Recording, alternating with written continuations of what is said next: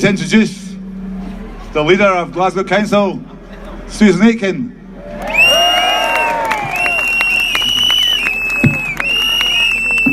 Hello, George Square. You're standing in the spiritual home of our great Yes movement. Welcome to Glasgow. This great city in 2014 said a loud and clear yes to Scottish independence, to Scotland's future being in Scotland's hands.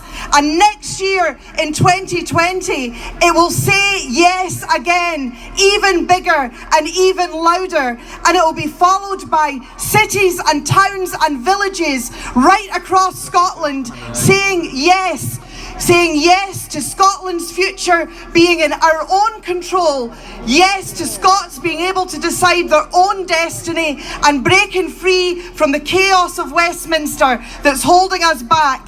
Glasgow led the way and the rest of Scotland will follow in IndieRef 2020.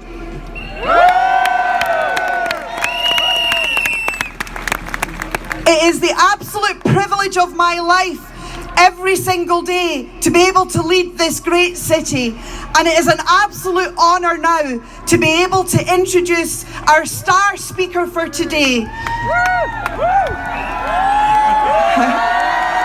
I call her the boss. You know her as our absolutely wonderful First Minister of Scotland, Nicola Sturgeon.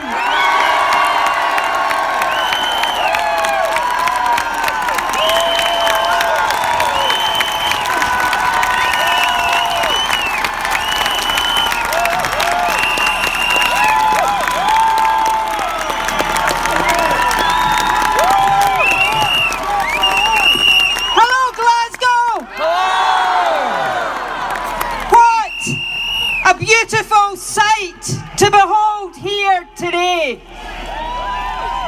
Firstly, let's hear it again for the leader of Glasgow City Council, the woman who delivered equal pay justice to women across this city.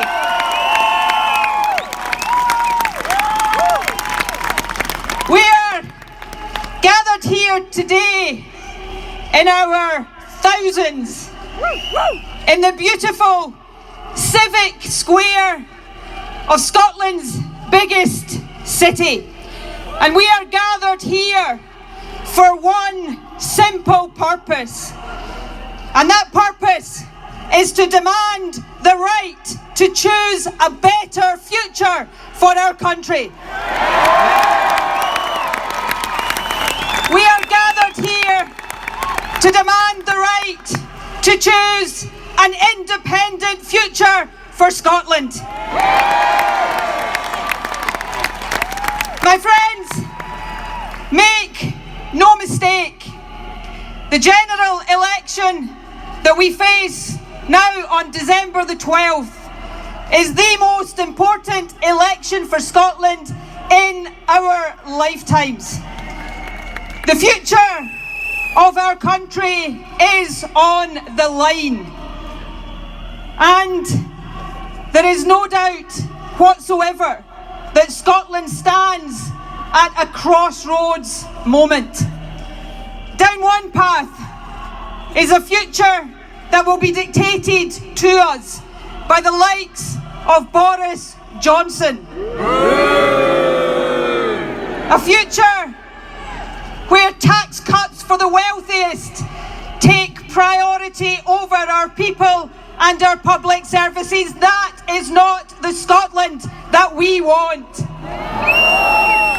Down that road is a future where Scotland is ripped out of our European family of nations against our will. A future where the UK turns in on itself. A future of a hostile environment for migrants. That is not the Scotland that we want. There are people here today from every corner of our country, but I want you to give me a shout right now if you are a new Scot. If you come to this country from elsewhere in Europe or across the world, give me a shout. The message to you today is that you are welcome here. The Scotland we seek is open, welcoming, diverse and inclusive, and no Tory is ever going to be allowed to change that.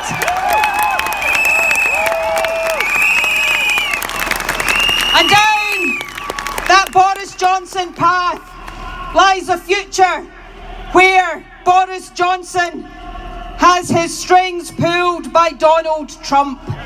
Make no mistake, if we accept for our country that future, our National Health Service, workers' rights, environmental standards, all of that is on the line. That is not the Scotland that we want. There is, my friends, a much better alternative. And that alternative is not a UK Labour government that can't even make up its mind where it stands on the question of Brexit. The days when Scotland has to make do with a choice of the lesser of two evils, these days must come to an end. And if you permit me, given that I've been speaking about Boris Johnson and Jeremy Corbyn, to go off at a bit of a tangent, let me send a message to both of them. Why are you so scared to have real debates in this election? And my message and my challenge is this: I'll debate either of you, I will debate both of you, anytime, any place. So stop running scared and come and justify why Scotland should not be independent.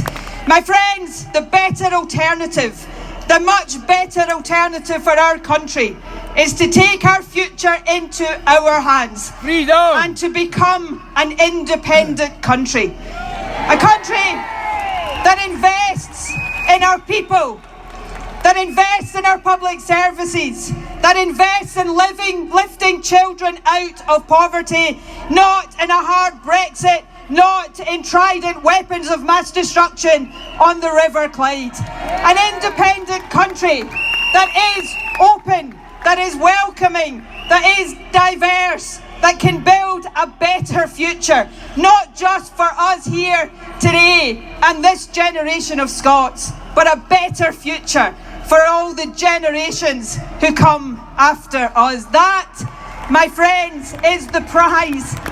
And that prize is within our touching distance. But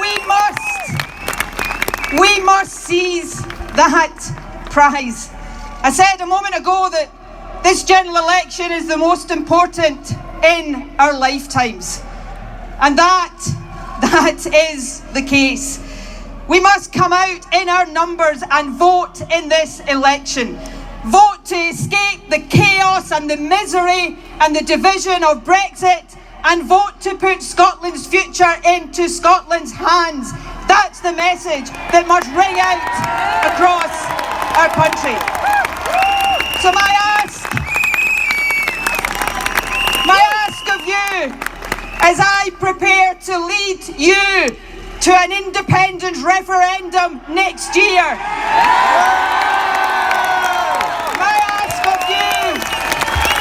is this one. It is so wonderful to see all of you here today. This sight gladdens my heart.